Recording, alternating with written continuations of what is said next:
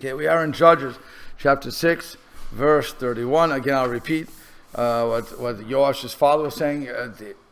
Gideon's father, Yoash was saying, Gideon had destroyed had taken apart the altar, put the altar back together again, offered the karbanos on it, as God commanded him, or Samal Hashem commanded him anyway. And so he did this at night so that nobody would interrupt him and he wouldn't be killed for it. He was afraid of the people. He had 10 people with him because that made the work faster, as we said before. And now the people wake up the next morning, see that things have happened and their fatted cow has been killed. So what they want to do is now they want to avenge their God's desecration. And so they do a full-length investigation. They find out that Gideon was the one who did it. They demand his death. Yoash comes out, and this is 31, when he says, V'yoma Yoash said, L'chol asher du alav, that to all the people that were standing against him, ha'atem terivim leBaal, are you going to contend for Baal? Im atem toshiunoto, will you again say to do the salvation for him? Asher yarav lo yumad araboka, the one who fought with him, Baal should have killed him. He shouldn't have made it until morning. V'im Elohim, who, if he is a god, Yarev lo, to let him contend for himself. Because his altar was taken down, right? That's what he said. So Vayomer lo Vayomahu Yerubbaal Emor. So they called him on that day Yerubbaal. They called him that, saying Yarev bo Baal. He fought with Baal. Ki natat et mizbacho, because he has broken down his altar. So Rashi explains, Yarev bo Gideon. Gideon fought with him or contended with him. Let him contend with Gideon. Let him contend with Gideon. Eitzel riv nofel im. So next to the word riv, argument, falls the word im. O et, o bo. Kamo v'yarev b'lavan. Like it says, in other words, he's saying what could go with that word to connect it. As it says, he contended or fought with Lavan. Aval lo eno nofel ala shom v'cholo. Okay, fine. That's just a grammatical point he's giving. And then, where is it? David says, Vayikra lo.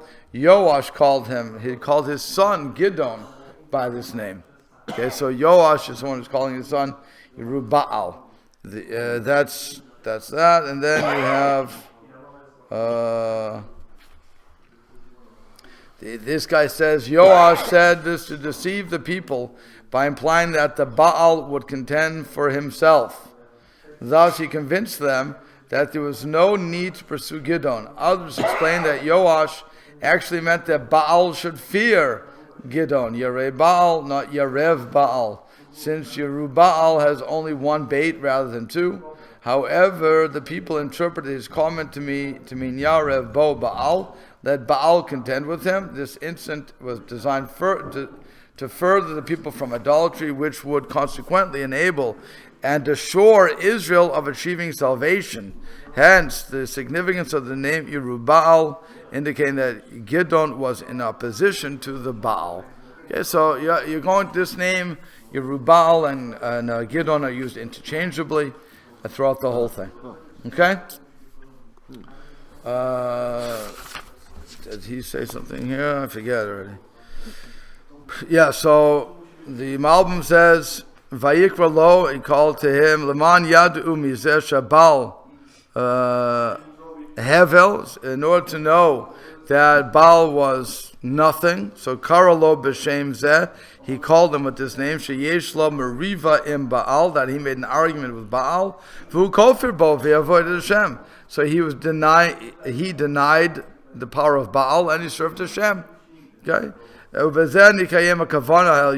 this was fulfilled the original intent to distance the people away from serving idols. And this was preparation on the salvation that they were promised, because it was impossible for God to save them while they still believed in Baal. Okay, if you believe in Baal, you're not believing me. Why should I do the miracles? Fine. So let's go on. All of Midian and Amalek and all the children of the east, they gathered together, Yisrael, and they crossed over and they encamped in the valley of Ezreal. So what happens there?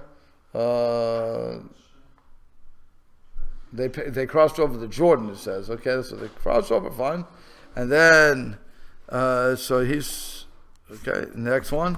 So then, V'ruach Hashem lavsha Gideon. Here's an interesting language. The spirit of Hashem dressed Gideon. Vayidka b'shofar, and he blew on the shofar. Vayezaik Aviezer acharav, and Aviezer gathered, following him. So the question would be, what does it mean lavsha? Lavsha. What does it mean he dressed him? That should be the first question that people ask. Well, how does he say it here? Clothed. Okay, even says here he clothed him. Okay, so what does it mean he clothed him? Any suggestions?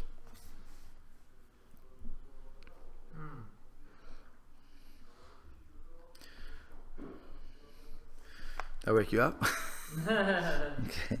So, no, you didn't wake you up yet. Okay. The Spirit of the Lord clothed him. I guess it means kind of came over him. Okay, so it was, the Malbim wants to say that Ruach Hashem, Hu Ruach Gevora, this is the spirit of strength, like it says in the Moreh Nevuchim, Hamadrega Harishona Mehar Nevuah, this is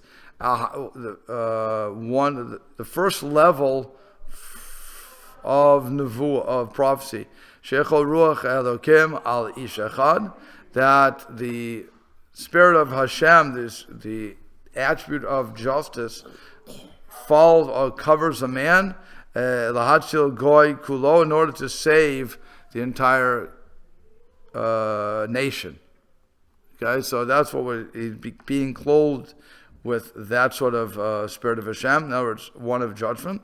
Vayika b'shofar, and so then he blew on the shofar, l'siman shikapsu l'milchama, in order that they should assemble for war. We see this back in Numbers when Moshe tells them, you use the shofar for three things: one, to gather the leaders; two, to gather people for camp; three, to go to and three, to go to war.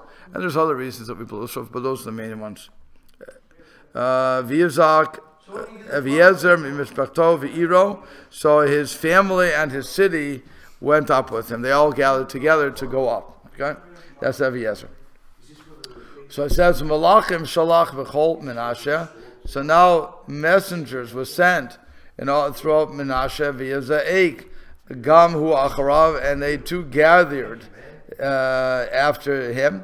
Malachim shalach ba'ashiv zvulun of Naphtali v'yalu l'kartam, and messengers were sent. He sent messengers to Asher, Zvulun, and Naphtali, and they went up to meet them. Now I want to ask you a question.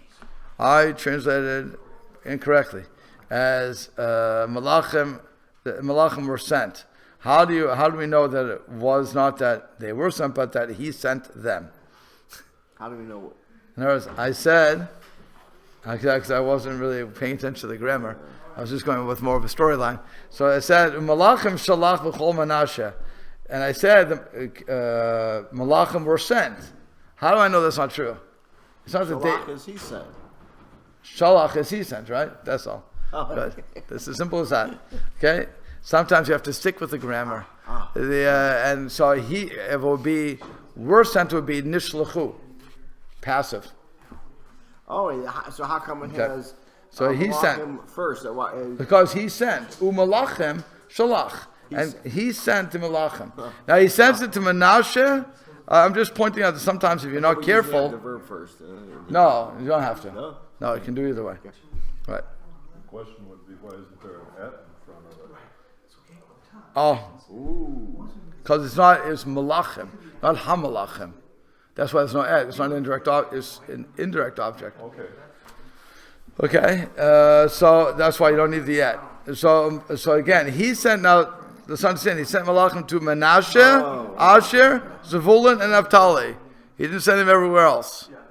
We have. There's only 4 tribes. We have 8 tribes who weren't bothered. Okay. And why separate them? Because you mean why separate? That's an interesting question too. I would suggest you look toward a map for that. He sent It may be he also sent right. I'm guessing it's 2 different sites. That's just my guess based upon that. But it'd be easier if you look at a map to make sure I'm right in that. That's just a guess on my part. Okay. So then it says. Oh. Okay. Let me see. Does anybody say anything? That's Lamed Vav, Lamed Hey, the Kvartam, it says, so Mesuz David comes to the Kvartam, but Gideon, okay, so no, it's just that they came to meet him, fine, okay, nothing earth-shattering there. Okay, so let's go on. Vayomer Gideon, and Gideon said, El Elohim, to God, Im Yeshcha Mashiach biyadi, et Yisrael kasher dibarta. If you will save, how it says, if you will save Israel by my hand as you have spoken, so now he's going to give him a little test. Okay. So this is what's going on. Again, if you would have saved, so Malbim says on this, Yomer Egidon, Lo bikesha ot leman dat, he didn't ask God for a sign in order that he should, for his own knowledge, whether or not Hashem has the power to save them, because this sort of test is forbidden. Shemora miut emuna, because it shows or demonstrates a lack of trust in Hashem. You can't ask God to give you to prove His power. Are you able to do this? He's not saying. Right. Like Rav Sadia Gaon said, Rak ba'ashir, but when he saw Kiadora hu bilti ra'oi l'tshua, that his generation was not fit to be saved. She'agam she'bnei iro, even his the people of his city, Azwar al Baal, that even though that his city's people left Baal, Adayan ayu yeta shvatim, still a lot of the other tribes were bowing down to this Baal character. Like when they were bowing down on their knees. And from this side, Bikesh Ot, he requested a sign, that if there's enough of his merit, his small merit, to have the salvation. So he wants to know, not else God, not can God do it, but he needs to know, does he have the merits to pull this off? And that's why, so now he's going to request 2 signs. Because a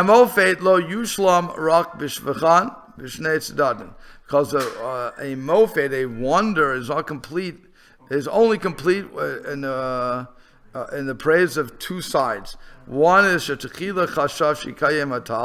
one is that at the beginning he thought that Shikayem Atal Yoter ala Aretz, the fish Shateva Kirureh Shikayem Ba Alecho. Okay, it's Manaroch Yoter. So when the dew would stay longer on the ground, because according to nature, the ground is cold, so it's going to keep the dew there longer. And then he said, then afterwards, Chashav lehefech, so he goes the other way.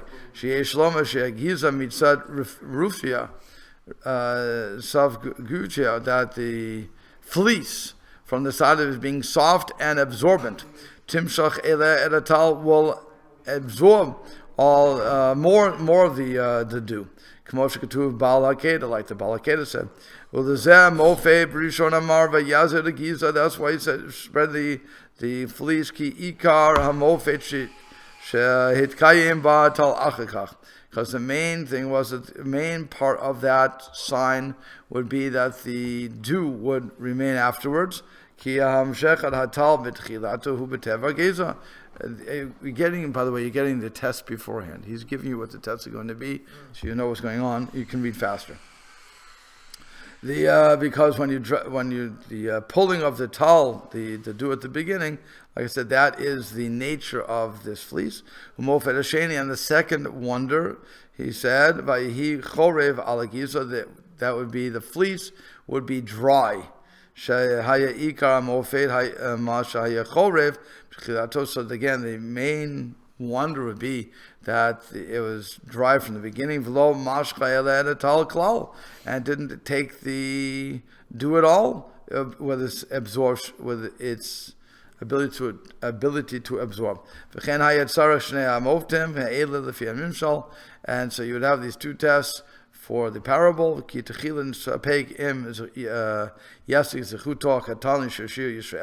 because he was wondering, like I said at the beginning, whether his merit would be enough to save Israel. Even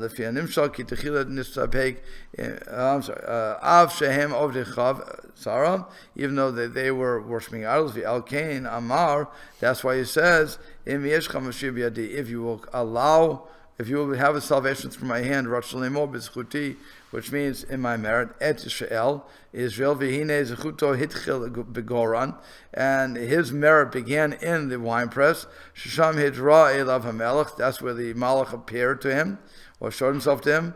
And then, okay, so that's number one. That's what we're getting to. So let's just read what he has to say. Let's see his test. He says, behold, I am going to put a fleece of wool in this wine, on the threshing floor, the wine press, wherever that is. If the dew will be on the fleece levada alone, and then on the land it will be dry. I will know kitoshia biyadi et Yisrael, that you will save through my hand Israel, kasher dibarta, as you spoke. Let's just go the others. Okay, so that's what he's asking. A simple thing. I'm going to spread fleece. Again, we know the reasons. One is the fleece is absorbent, and so on and so forth. So we should have dew there. But the ground also should keep the dew, because the ground is wet, as you found out when you walked through the grass today. Okay, so and then you have to wipe your feet off, because you don't get a beautiful rug, which is in the Midwest Torah Center, and ruin the construction, so on and so forth. Yes, send your checks here now so we can clean the carpet. Yes, okay. But that's what's going on here. So he's having a dual test, because no matter what I do, the dew should always hit the ground, right? Am I right? You live in a farm, right? You live in a place where there's grass, yes? Good. That's all I have to need. You know there's dew there. So if you put something on top, not on top of it, but over it, with room under it, what's going to happen? Dew's going to get everywhere, yes? Okay, so that's what he's saying here. He wants the ground dry. Vayhichein, and it was. Let's just running through this a little while. Vayhichein, and it was so. Vayaz came in Macharan, he woke up the next morning. Vayazar ed Hagiza, and he pressed the fleece together. He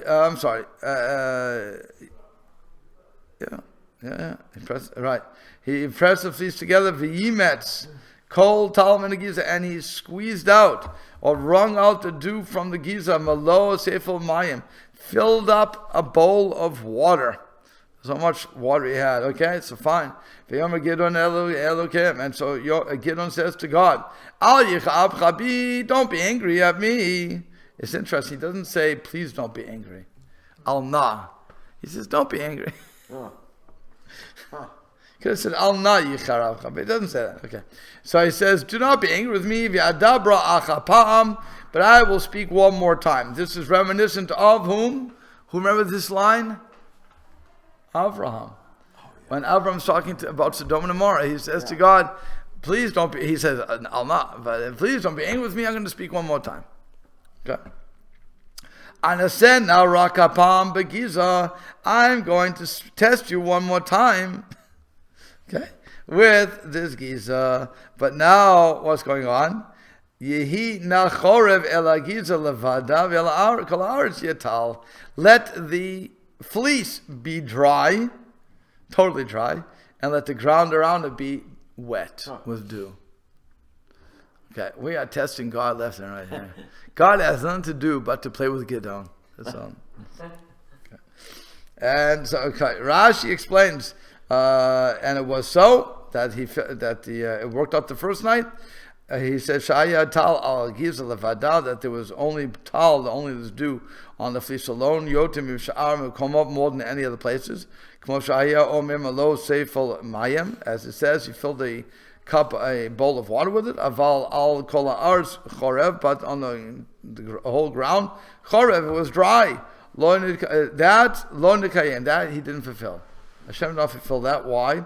Shabrik ruta letal she'eno netzar, because he said because the covenant was made and that wouldn't be withheld. So v'yazir. So that's interesting. When Rashi points it out, we would have missed that. Let's just look at the pasuk again. Vayi chen, it was so, and so when he woke up next morning, he wrings out the giza, he wrings it out, and he finds it was filled. But he doesn't say that the ground was dry. That's why Rashi is saying that. Okay, so and therefore Rashi says you can't. God didn't do that because again it would have been breaking the original treaty that he has. What's the first part? And it was so. That's not declaring that. It's not declaring. It's declaring that his giza, well, the fleece was wet. Okay. Right. So breaking the covenant or treaty with the ground. Okay. Because this is the way it normally goes. I'm not going to break that normal process. I'll give you what you want, but I'm not going to do every. You can't get everything. Again, his child. I have my desires. I have my wishes. I put my ishtal list and I give my prayer. But you have to do the rest. Success or failure is totally on God. But God has his reasons. So he was asking, according to Rashi, he was asking too much for that. Okay, so let me see what he says here. What's his name? The Malbim says like this. Ve'amar shiyatzig, so he says, I'm going to spell it to Gizat in the Goren and the threshing floor. Ve'inase betal, he's going to test it with tal, with this dew. Shatal hu malitza al shefa elakit. How you read it, Mamala, which is interpretation of the influence, the shefa of Hashem that comes down from above. Again, if you want to know about shefa and hashpa'ot in general, I refer you to my Tuesday night class. We were dealing with it for the past 6 weeks, I think it was, that we're getting into that. And from Derech Hashem, from Lazudo, he speaks about that. So if you go back like 6 weeks, including this week's, I'm thinking that's how many weeks we've been doing that, talking about the different hashpa'ot and how they work. So I'll refer you to that. But it's just, on the simplest level, think of electricity. It has to travel. Okay, so in the closed system as it were. So Hashem has this system where he's letting his influence go down through the malachim and through this whole thing until it finally touches, until it gets to us. It's going to come down naturally. We can sometimes force it, depending on our actions, or we could withhold it depending on our actions. We can ruin it. We can distort it. We can do a lot of things. But it's really that's the shefa. So he's saying he was testing him with this dew, because that is one of the shefa hashpa'ot of Hashem. Shekatuv Ehyeh Ketal, the Israel is as he says, I will be like tal for Israel. I will be like the dew for Israel. V'im tal al gizal levada. She says, now if the dew is only going to be on the fleece, hagam she'al kol haaretz yeh chorev, and on the whole ground is being dry, which means hagam she'kol haaretz shehu kol Yisrael. Bilti ro'ayim el etal ha'elyon. This is also that all the land that is, namely all of Israel, without being without them being fit for the upper dew, v'yesh sham chorev, and that would be the dryness. And in other words, if we don't have the merits, so that would, since the ground is also like us, okay, so then remember God covers us covers us with dew, but we are like the ground. So if we're like the ground and you leave it dry, it means that we aren't meriting certain things. Okay? So, and then, but if you do what I'm saying, then you'll save me through my hands and my merit that's how Israel will be saved. So then it was Vayichen, Vayashkem, and Giza. He woke up, he saw the Giza, he rings it up. Pirshu Chachmein Zichronam Levracha. So our rabbis explained Shalo Hizkir Shahayak Al Kol Arts Chorev. It doesn't say that all of the land was dry. Ki Brik Ruta Latal Bal Yatzar, because again the covenant was made that the dew would not be stopped. Vahaya Mofet Rock Riboy Hatal Begiza. So the wonder was that the dew, would be in the fleece, a large amount. Fine Mofet Zeh Hayakorov Elateva, and this Mofet was close to nature. Shaya Riboy Tal B'Tusavto, and also the amount of the abundance of the tal of the dew and so on and so forth. So Hashem promised him two things. One, that Israel would be saved through his hand, and number two, it would only be saved through his hand. Imrav b'derech nes, along the way of a miracle. And through this, Mofet Acher Nesiya, so he wanted to have a wonder after the miracle, Shiftach Zechuto Katan Yafsik Lenes, in order that he would be certain that his small merit would be enough for this miracle. That's why he says, I'm going to test you one more time. Shekavar bi'arti, I already explained b'makom acher. The Malbim is saying, I already explained in another place. Yesh hevdil ben nesiyon lebechina. There's a difference between the Hebrew word nesayon, test, and bechina, test. In English, Baruch Hashem for English, because English is so sloppy, and so we have a lot of words that are the same thing in English, but when you get to Hebrew or to other languages certainly, but in this case Hebrew, there's differences of variations to what the test is going to be. The yoter